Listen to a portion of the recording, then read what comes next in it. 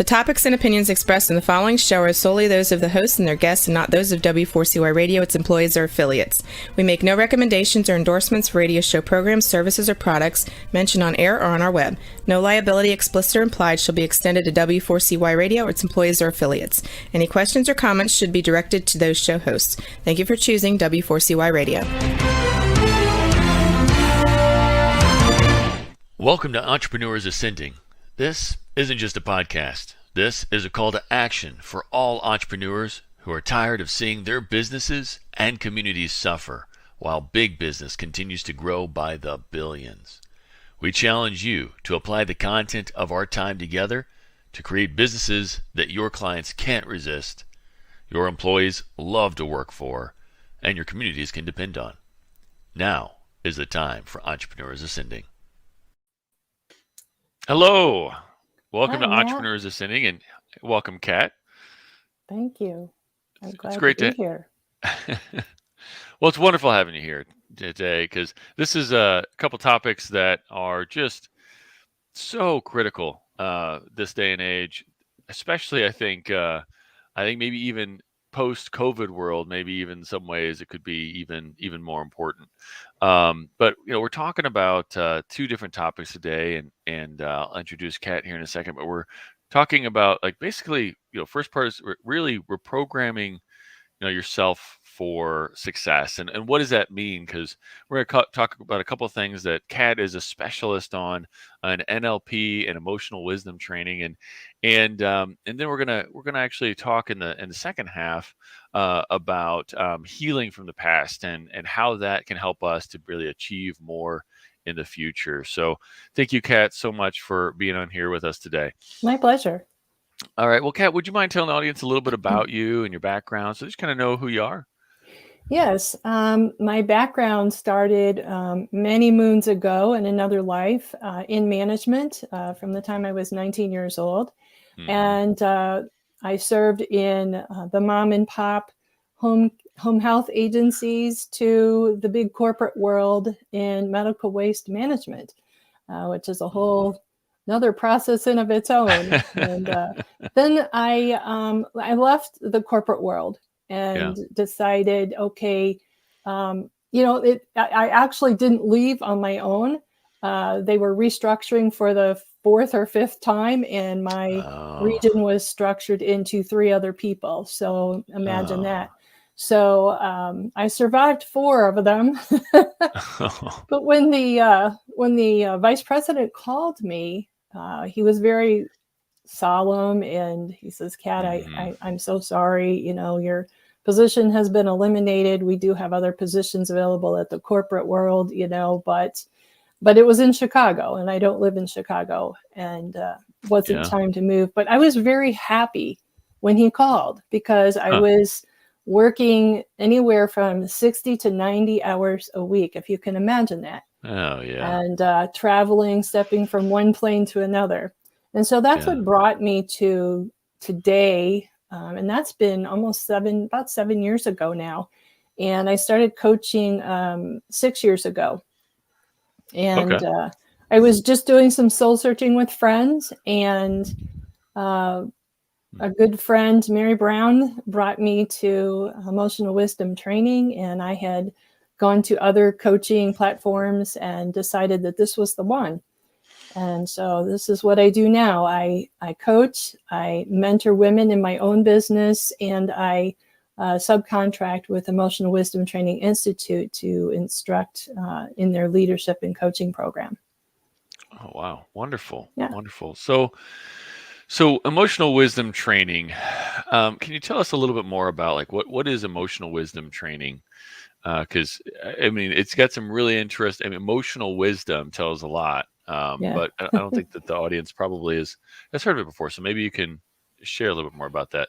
Yeah, emotional wisdom training starts with an experience, right? We have emotions that are attached to experiences. So first we have, let's say we have an experience, and then we have a subconscious mind that attaches a color to it of sorts, like a label to it, for lack of a better word. And that then becomes like the emotion. What is the emotion attached to that event?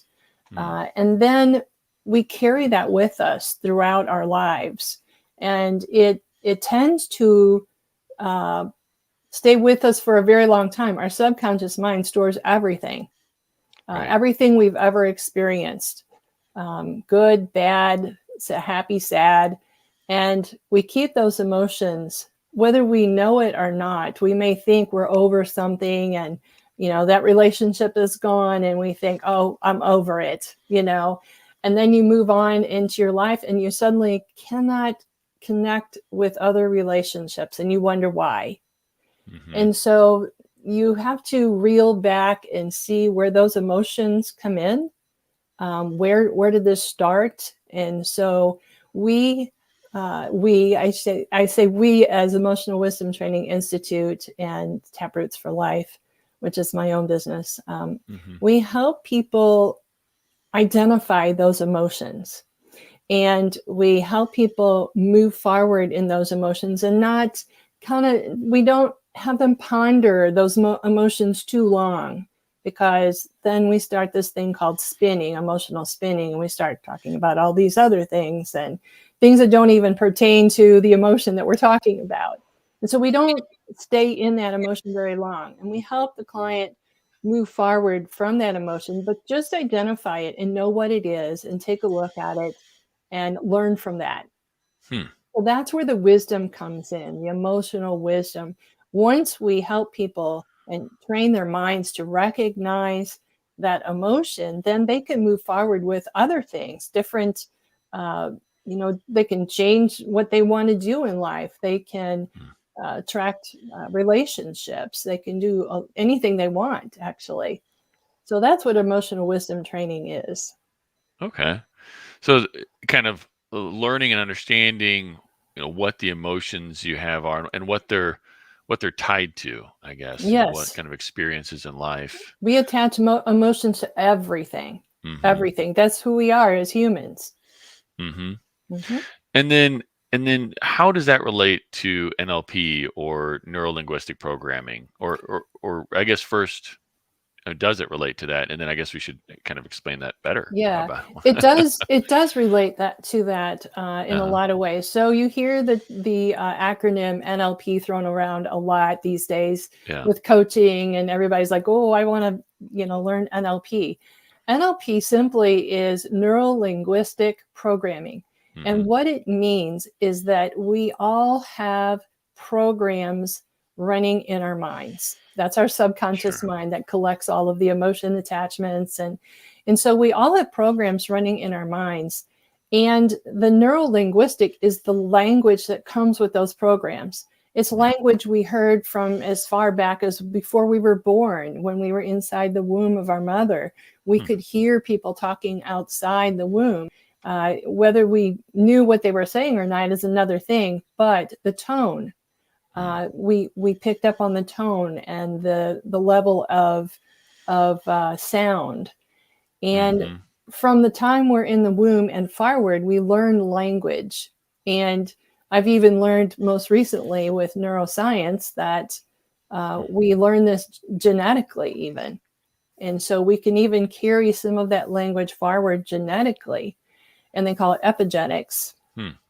And so NLP is that whole term means that we have programs running, and it's the language in our minds. Now, there's another side of NLP, and neuro-linguistic programming is, it could also mean the practitioner involved with that. And that is like the practitioner actually, for lack of a better word, massages the language in working with the person. So we tell them first is identify the emotion and what are the words attached to that emotion. And then we decide, okay, are those words serving me right now, or do I need to use that experience for something else? So that's it in a nutshell. Yeah. Well, I love a couple of things there. I mean, first of all, understanding that we do have some like base programming that we're not even aware of. Yes. And when I work with my clients in with doing business coaching as I do, it you can definitely see that play out, because like some people will want to do stuff or certain things, or they will want to respond to things a certain way, but there's something holding them back, right? And so Yes. basically that's kind of some of that programming that we have, and Yes. that drives an emotional response that you were talking about before, right? Yes. And a lot Okay. of, sometimes a lot of the coaching platforms will coach someone, and they might say, well, you need to do this or you need to do that. And when you do that, you're not really digging into the program that the person's running behind the scenes, that's holding them back, really. Like, you could give them all the advice. Like, consultants are really good at giving advice, but really, if the person's running a program in their mind, it's not going to do them any good. Yeah. No, I hear you, and that's something that I personally just want to say, I've worked with Kat, and because I've seen that play out, and I think that we need to be real with ourselves, that it's not just about forcing ourselves to, well, I'm just going to make myself do it, or I'm just going to, because I see that a lot, and I feel like I see that a lot with a lot of business coaches, motivational speakers. They're out there saying, well, if you want to achieve something, you just got to work really hard and push yourself, and just, and then it's like, it's almost shaming people, because Yeah. they can't just push through it. Yeah. It's like, well, thank you for that, but how do I get there? Right. How do I get there with my programming, right? Because everybody's program is a little bit different, right? Yeah. Yeah. So maybe that works for their programming, but I think most people are not programmed that way, at least from what is that fair to say? Probably. Yeah, everyone's different. We could be at the same party experiencing the same thing and have different stories and different programs form in our mind. Yeah. A good example of what you're talking about, just talking about just doing something, is when we set our New Year's resolution. So that's a perfect example of, I'm going to lose weight this year, and I'm going to start right now, right here. Do you know that 80%, and this is from Forbes magazine back in 2020, Forbes magazine said that 80% of the people who form a New Year's resolution will fail in the second week of when they set that resolution. So what does that tell you? It tells you that people are not really working internally to get to that point. Yes, there's weight loss programs. Weight loss programs make a ton of money because they're not digging into the program of the person. Yeah. Yeah. Let's maybe like take this through, like maybe an example, like so how might this play out? So we've got like a small business owner, and maybe he's done pretty well. Maybe he's even hit his first million, and then all of a sudden, he or she, they, let's just say they, sure. keep it really general. And so they hit their first million, and then all of a sudden, like, things kind of just start stagnating, and it's not growing anymore. It's kind of stopped. How might that relate to some of this this NLP, or their programming and their emotional responses? Yeah, that's a really good example. I think when we first start out with a business, there's that excitement, those sparks. And when we are fully free of that, sometimes we are able to start from the unconscious heart. That's where we create from. And people who are creators do that so easily. And entrepreneurs are a perfect example of those creators, because they're constantly creating, they're constantly recreating new programs and new businesses. And so once you get to the top, though, there's this place we call, and we did a program the other night, last night, as a matter of fact. It was the Seasons of Learning. And this was my interpretation of the levels of learning. And we get to that point where we're first starting out, right? We don't know what we don't know. And then we begin to develop that idea, right? We find the idea and we develop it, and we start practicing it and dipping our toe in the water a little bit. and working with it. Okay. And then we get to that third level of, wow, I've got this, I'm really going for it. I'm making $1 million right now. And this is the best life I've ever had. And then we get so caught up in the language of what's going on around us that we forget where we started. Like we kind of lose that momentum, right? And so that's the danger zone of, we lose the focus of what we started doing this for in the first place. Yeah. And a lot of entrepreneurs start, very successfully because they're doing it from their heart. They're doing it from what they want to do, not what other people want them to do, right? And that's the mistake we all make. We get caught up in that, we wanted to do this for us and bring ourselves to other people to help them. But when we lose that, then we lose our focus completely. And we go back to that old language again of, I'm not good enough. I'll never make this. It's, all those things that we tell ourselves. And so you have to start over again and find that point where I call it where your roots land. And am I at the beginning point where I don't know what I don't know? Or am I at that point where I'm just still figuring things out? Or am I at that point where I've gotten used to this so much that I'm bored? I've lost my focus. Could be bored. Yeah. Yeah. And I've seen it too, like where it's kind of like, they want to hit that 10 million, but they just kind of keep, I guess, kind of playing some of the like you're saying, kind of that old programming, maybe some of the stuff that maybe got them to their first million, but that's not necessarily always what'll even get them to the second million.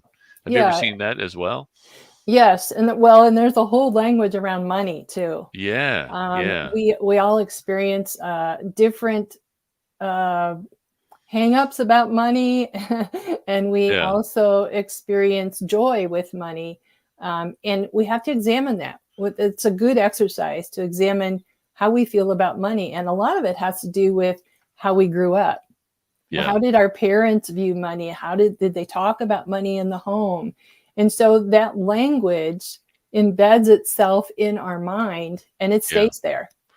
Yeah. We gave that money a certain meaning. And so we have certain emotions around it as well. Exactly. And certain responses. So I think in the book, Secrets of the Millionaire Mind, T. Harv Eker calls it like the money thermostat, basically. Yeah. Like, there's an internal money thermostat that says, okay, well, if you reach a certain point, like it's like your subconscious will kind of start doing some things that will keep you from exceeding that, because that doesn't feel right. Like that's not what we learned about money. That's not where we learned who we are, what we're capable of. Right. And it's even things that we grew up with. It may not even pertain to money. But we use money a lot of times because it is such an emotionally charged word. And so sometimes it doesn't even, like I said, have anything to do with money. It has to do with, I'm feeling inadequate. I'm not doing enough. Yeah. I need to do more. So when we hit that plateau of making a certain amount of money, we then get a little uneasy about it. It's like, okay, now what's next? Oh, I got to get there. I got to get there. I got to do this and I got to do that. And it's like, really chill out, it's chill out and listen to your mind. Well, you, as you're talking there, it also, something that flashes in my mind too, is somebody working really hard to get to a point in their business, whether that's their first 100,000, their first million, but just like they worked really hard. And so they think, I got to work really hard. And so sometimes that might even play out where it's like, they still can't delegate and they don't know how to empower other people and lead other people to be successful. And so they still hold on to too much of it, and they're trying to control too much of it or do too much of it themselves, because they're still playing that program. Like, I got to work harder. I got to do more. Yes. Well, and I most of my clientele are women entrepreneurs. And so you can imagine the emotions, and women especially work with their emotions all the time.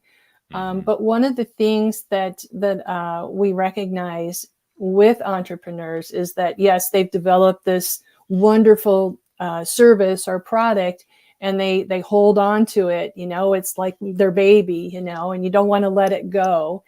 And what happens then is they lose track again. They lose focus of what they're doing this for, and their intuition is not working. They're not working with their intuition and trust, and that comes from themselves too. They learn, to trust later on.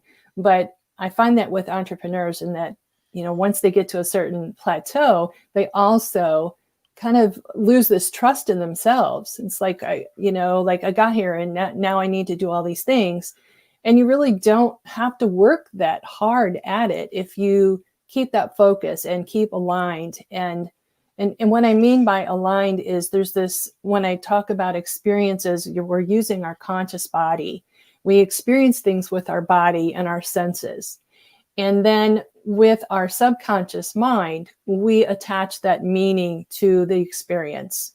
And then with our unconscious heart, that is where we create, and there's no judgment. And so that's the place we really want to get to, right? Is our unconscious heart. And we want to live in that space for a while, as long as we can, because that's the place where we can create the most. So when we're aligned with all three, we can move mountains, literally. I mean, like, we can move mountains, and do so many things.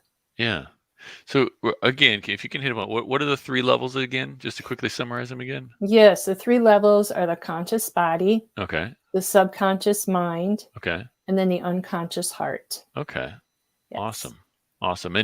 And so it's just so people kind of know what's the difference between, because, like, I think people have heard the term subconscious and unconscious. Yes. What's the difference? Can you tease that part apart a little bit more? Yeah. So the subconscious is that part, like I said, that attaches a meaning to an experience. And a lot of times we attach a meaning to that experience and it sticks. It'll stick forever. So, for example, if we, let's just say we failed at making our 300 game in bowling, right? We failed at that. And so every time we go bowling now, from that day forward, we're going to think of that. Oh my gosh, I'll never make it. I'll never make it. So you really don't, because that language is working within you. Yeah. Right? It's amazing how that language works. And then we go to the unconscious mind. And the unconscious mind is that place of, it's like the dream state. Right. And there's a book by Mihaly Csikszentmihalyi, and don't ask me to spell his last name, but how do you spell that? No. It's Mihaly. If you can get Mihaly in at Amazon, it'll come up. It's called Flow.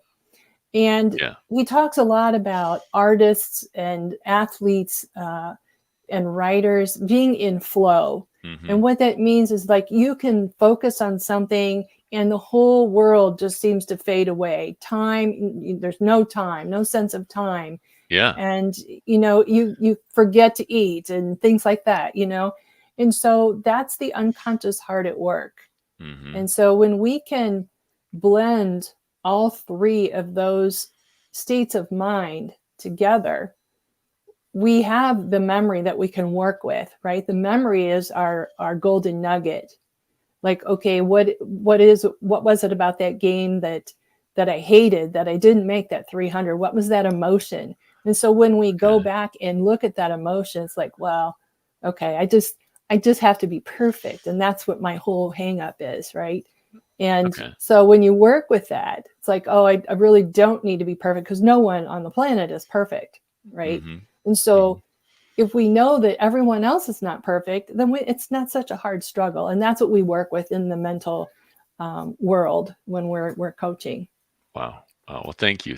So, we talked about NLP and emotional wisdom, and that programming that we all basically have. And I think, we have to run the sponsor real quick here for a second. When we get back, I think we'll tie this in quite a bit to the next topic, but it's the shift to focus into how healing from the past helps us achieve more in the future, and what we can do about that. So I look forward to that second half. And Jason, can you go ahead and run the sponsor? Have you been suffering from chronic pain, disease, or sleep disorders? Did you know that 75 to 90% of disease is caused by inflammation in the body? The sad truth is, most doctors just treat symptoms rather than finding and fixing root causes of inflammation. If you want to fix your health problems, then finding and fixing the cause of the inflammation is a must. It's time to demand this for your health care and start living life to its fullest again. Book a discovery appointment with the Functional Health Team founder, Dr. Flory, to get your answers ASAP at www.functionalhealthteam.com. All right, and we're back. Kat, you know Dr. Flory, right? I sure do. Yeah. I love Dr. Flory. Yeah. He's got a lot of wisdom about the body and the health. Very and intelligent. All that. Yes. All right. So I'm really excited about digging into this because I think in society, it's kind of like we're taught just to just push forward. I mean, we were kind of talking about that before, but in a way, it's like just move on. Dust yourself off, pull yourself up by your bootstraps, and just keep pushing, right? Yeah. And that works for some people, sort of. But I see a lot of I see a lot of destruction in some of those wakes, that they've kind of left behind. But I guess how does like healing from the past play a role in like our success in the future? Well, again, it's those attachments to the events, and there's events, incidents, and accidents. I should explain that further. So an event is something that happens every day. We get up, we brush our teeth, we go to work, and those are things that we expect to happen every day. Yeah. And an incident is, okay, we're driving to work and someone cuts us off, and it's really not this big deal, unless you're in an emotional state, right?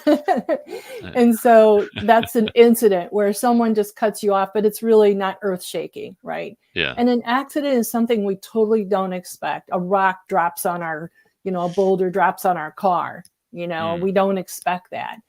And with knowing all of those ideals and explanations of those, I should say, we attach an emotion to those, right? And so our attach, and this is where the healing comes in. When we are in, say, an accident, do we react or do we respond? Right? What's the difference? And when we react, we might be screaming and crying and running all over the place, and the policemen come and they can't get control of you, and you're just keep crying and you can't even get an explanation out of what happened. And so that is a reaction. That's what we call emotional spinning, where it's just out of control. Another type of spinning is when you're having a conversation and you are focused on one subject, and the person that you're speaking with starts talking about the cat at home, and they start talking about, well, the cat did this yesterday, it was so cute, and they start talking about something totally different, unrelated to what your subject is. And so that's another form of spinning. Okay. Another form. So we shouldn't necessarily just take that personally. Is that what you're saying? That's right. Was I really boring right there? So, all right, continue. That's right. What's the next form of spinning? Yeah, the next form of spinning is what you just said, taking something personally. Oh. Like, okay. Oh, that's reacting, right? That's reacting like, how dare you say that? Did you hear them say that? And then they start a gossip session and they keep going on. And so there's these different reactive methods that we use in order to push things away. We push things away. It's this state of mind that we don't want to deal with right now. And when we don't want to deal with it, then we push it in the closet until it comes up again and we react again. Okay. And so the healing part is we take this through a progressive way of speaking, conversation. And the conversation is structured. And the structure for healing, especially, is called timeline. Okay. Excuse me. You're good. And timeline is an exercise that we do with our clients, and we walk them back in time. And there's different methods. And the method we use is disassociating from the emotion, right? And so I use a technique called up on the roof. And so I take the client virtually, and we go up on the roof, and we're gazing down at all the incidents that happened throughout their life, all the events. And we ask them to light up all of those events. And it's a very quiet, low tone voice when we use that. And so it is actually a hypnotherapy session with the client being awake. And so the client can walk all the way back, like most people can walk back to when they were born. And then we start talking about the emotions. What stands out? What do you notice? And that is a part of the healing process. It's just recognizing what happens. And then when we find the emotion, that is a part of emotional spinning. Okay. And so we walk them forward to realize, okay, this is what was happening back when I was, say, 5 years old. You know, for example, I can give you a really good example, a personal example. When I was 5 to 7 years old, my dad used to come home, and he would lay on his back and like a bug in the air with his hands and feet up in the air. And the three of us children would go taking a running leap and land on his hands and feet. Well, when I turned 7 years old, we were doing the same thing. And I took a running leap, and my dad retracted, and he says, no, you're too big. You can't do that anymore. And there was no explanation to it. I know, now that he was trying to protect both of us so we wouldn't get hurt. But then, back then, I took that as, I'm too big. I'm not good enough. I'm not worthy. And so I followed that. I mean, that stayed with me for years and years, not even knowing until I did a timeline with Kate Michaels. And I did a timeline with her and realized, oh my gosh, that is why I think this way, that I'm not worthy, of making that money. I'm not worthy of succeeding. And even though I was successful and, is in my own right, but I really wasn't thinking that way. Wow. And so that is part of the healing. And I was 58 years old when that's a long time to wait for that, to understand that. Yeah. Well, it's a shame because a lot of people think that, well, like we said before, you're just supposed to deal with it. Right. And, that's one method, but it does. What was the experience for you, I guess, just to help people kind of think? So the experience, the difference between like pre-healing and going through that process, what was different about life, about how you felt, about what you did after that healing process? Well, I know that I always wanted to write, for example, and I went into the corporate world, and, it was always, there was another language going through my mind when I was growing up, is like, you have to make it. You have to make it. Even though all these other languages are in your head, you have to make it. And so when I was growing up, women did not even go to college. We weren't offered that. And it was, in fact, we were supposed to get married and have children. Yeah. And so all those programs were running through my head, even though I got married very young and had children very young, went through a lot of experiences. But I struggled. I really struggled with that. I really want to write. I want to be a writer. And I struggled with it most of my life. I knew that I was supposed to be a writer from the time I was 7, but it didn't come about, but it was still in my heart. Right. And so it was still that struggle, like I can't write, or you're not good. So I wouldn't write, but that was bottled up in me. Like there was something waiting to get out. Right. And so this happens to people all the time. Like when they were a kid, they knew what they were supposed to do, but they never did it. And I reach women now, like in their 50s and older. reach women now that it's like, I always wanted to go kayaking, or I always wanted to go climbing a mountain, or I wanted to hike, or do, well, what's holding you back? What is holding you back? And it's these programs that we have running in our head. And that's the difference between before and then afterwards. My goodness, when I learned that, hey, you can do anything you want, I started taking writing classes and courses, and I just started writing like there was no tomorrow. I can write for 4 to 6 hours every day if I was allowed to. Need to eat, right? I need to eat, and yeah, I guess so. And I have clients. You could probably get like some sort of IV drip or something like that. Yes, but that's a difference, though. I mean, there's so many. There's all different kinds of healing, right? There's physical trauma. I went through that as well. Physical trauma and mental trauma and emotional trauma, all kinds of trauma that people go through, and no one's immune from it. Everyone goes through some level of trauma. And so it's great to have this coach in your corner to walk you through some of these things to help you get past it. So you don't have to live till you're 58 to figure it out, right?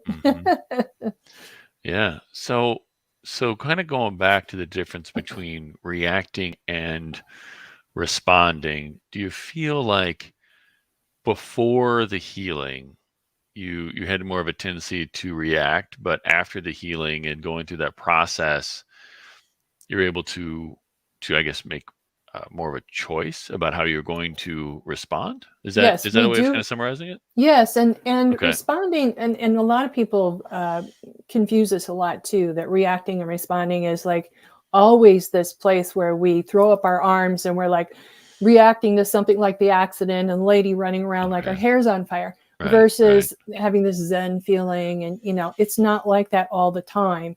There are different levels of reacting and responding. And so reacting would be, okay, there's this voice in me that says I'm not good enough. That's reacting. Okay. Responding is when someone tells you you're not good enough, and you can look them in the eye and say, okay, that's your thought, and walk away. And not have this, like I have to respond to what they're saying to me. Or, in the industry, in any industry, right? There's such competition. And the people that struggle the most are the ones that are struggling inside. Yeah. The leaders are the ones that they lead through their own example. They don't worry about what everyone else is doing. They don't set the bar because someone else has a higher bar. They set their own bar. Yeah, it's interesting because, and I think I've brought this example up in previous episodes, but it's interesting to look at it in this perspective because I had a client, and I asked him, why did you start your business? It was interesting because he took it with, well, because I worked for a jerk and I wanted to create a business that was better than working for the jerk, and I'm like, so you set the bar of not being as bad as that jerk in terms of your leadership? He's like, oh, yeah, I guess so. Well, the idea would be what is it about the jerk that bothers you so much first? Sure, yeah. What makes the guy a jerk? Because that's your language saying that guy's a jerk, right? And so you try to figure that out first. And I had to do that too. I had a very overbearing boss who just ran numbers and didn't even care about the people. In fact, he called people names, and it was just a terrible example of a leader. Yeah. And I went to a coach who did not do NLP or emotional wisdom training, and she mostly analyzed personalities. And she's like, look, she goes, you're just going to have to kiss it up to this guy. And it was very difficult for me to hear that, because I had to work with myself, and I had this, okay, what is it about this guy that you hate so much? And I hated that he wasn't kind, and that I'm an advocate for people who aren't treated well, right? Yeah. I'm like the mother, bear with her claws out. And that's something I don't tolerate well. is a lack of kindness in people. And so I will stand up for them. But that is a program that I run. It's like, don't tell me that you're going to take this guy out because he had a bad attitude, or he didn't find out why he had a bad attitude. Yeah. Find out what's going on there instead of just firing him. And, so that was my experience with, like learning to deal with people who are very competitive. Mm-hmm. And the example that I set then was, you work with the people first and the rest will come. Mm-hmm. That was my response to that boss. So it was interesting. You said kind of first looking at, okay, so why is that person a jerk, right? And what makes that person a jerk? I mean, in your eyes, because it sounds to me like once you start to kind of identify what that is, it helps you to put some language to it, I guess. And you might be able to work with that person after you figure it out. Like you become a team player then more than you were before.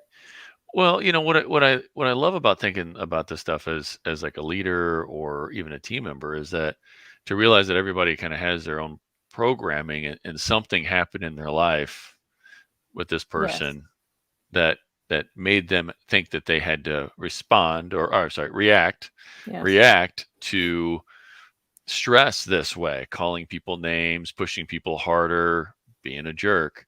Yes. And so if somebody has some awareness, how do they use this awareness to take those steps with somebody like that?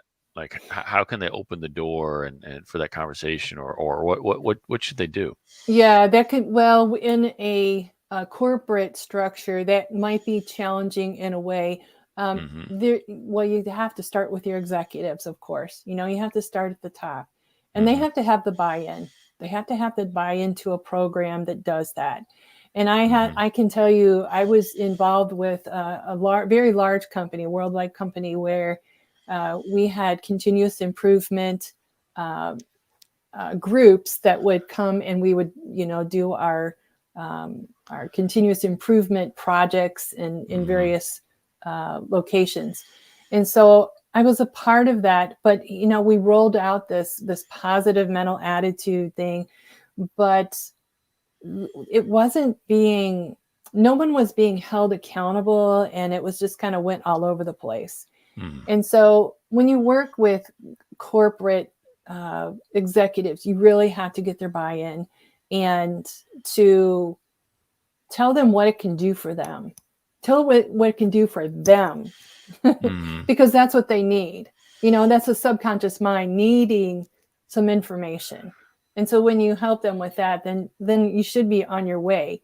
But what I noticed too in meetings, for example, if you're the leader in a meeting, and I know that I've been involved with multiple meetings, being the leader throughout the Midwest, and you always have at least one person that sits there like this. They're not going to talk. They're not going to be involved. And I'm not going to do that. And I'm not going to do this. And that doesn't work. And this doesn't work. And so you hear all those things, those negative things. And so the best practice with something like that is to ask them, what is it that they would do? That stops them in their tracks. And that appeals to that subconscious mind, that subconscious thinking of, those blocks that they're working through, that they're not even realizing that they're like that. Yeah. They just want things to be the same. And that's part of the MO of the subconscious. No change. Let's just keep it as it is. Let's not work with this.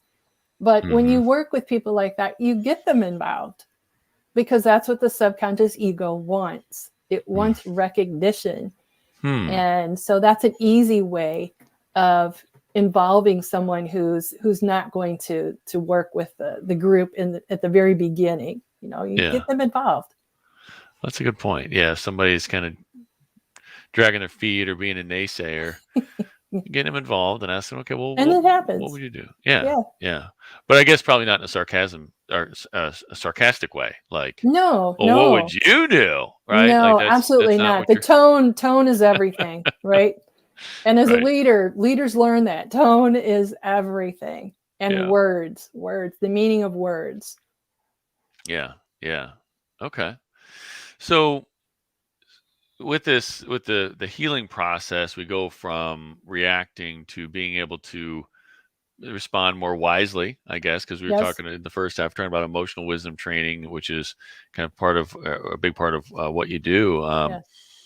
Teaching people, I guess, how to better recognize what's going on, the emotions around that, and have the wisdom to choose how they want to respond to those situations moving forward. Yes. Yeah. And I often see a lot of people, though, like they really beat themselves up about the things that they did in the past, the mistakes they made, and how can we kind of heal from that to let that not be an anchor to us? Well, we actually want that to be an anchor, right? We want to remember that, right? We don't want to, some coaching platforms will encourage the person to, they call it flipping the emotion. We don't do that at all. I mean, we want to recognize that emotion and see how it really works for us, right? If we're saying we're not good enough, then what are we not good enough at? Let's talk more about that, and let's dig into that, and we can realize that the things that I wasn't good enough are the things that I have the most empowering ways of doing, because I kept saying I can't do it, but I was doing it. And most people learn that. It's like, well, you're already doing that. And so we use that to empower people and learn to build their stories. We have a course right now going on about the art of telling your story. And so we use that information to build on our stories and to help ourselves, but to also help other people. That's part of extending that outward, that gratitude of giving the ripple effect. Well, and what I often see, and we've only got a couple more minutes left here, but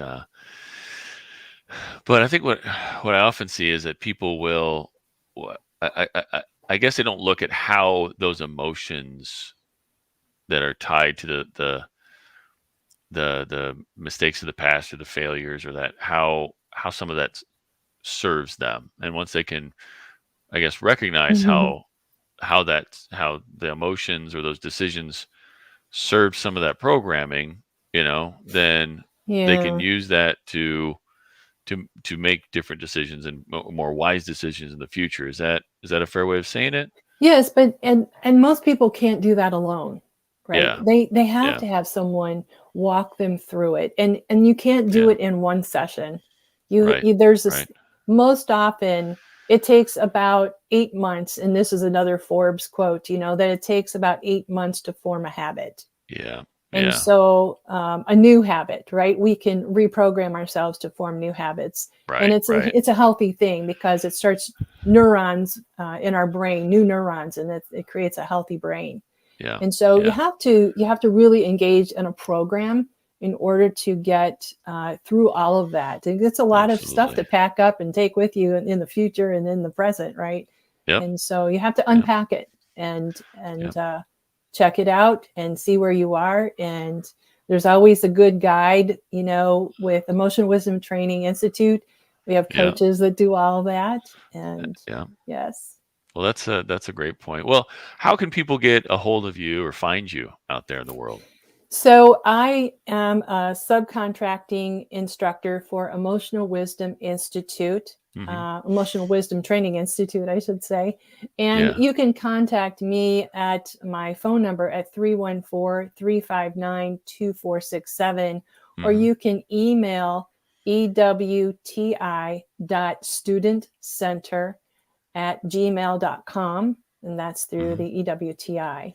And that is Emotional Wisdom Training Institute, and we train coaches, leaders, and anyone that really wants to work on themselves. Awesome. Awesome. Yep. Well, thank you, Kat, and You're have a lot of respect for you, and appreciate all that you've done to support me, and as I go through some of that You're most training as welcome. well, and all that. Most So very welcome. very powerful stuff. Yes. So, and thank you for watching. Again, this is a call to action. Take what we've talked about today and apply it in your business and your life, and feel free to reach out for more. Yes. We I have can help you. classes She can running help all you. the time. Yes. She can help you. Sorry, I guess it was weird. All right. Thank you so much. Have a wonderful day. All right. You too. Thank you, Matt. Thank you for being with us today. But now is the time to put what we talked about into practice. Remember, your family, employees, and community are depending on you to rise up and win. The great news is you're not alone. You're part of a resurgence of entrepreneurs who are ready to take their business, life, and impact to the next level, and we're going to do it together. This show is powered by Time for Success, where we help business owners every day who want more freedom and wealth while building a legacy of positive impact. Please follow Time for Success on LinkedIn, Facebook, and YouTube for more helpful strategies and tools for creating the business and life of your dreams.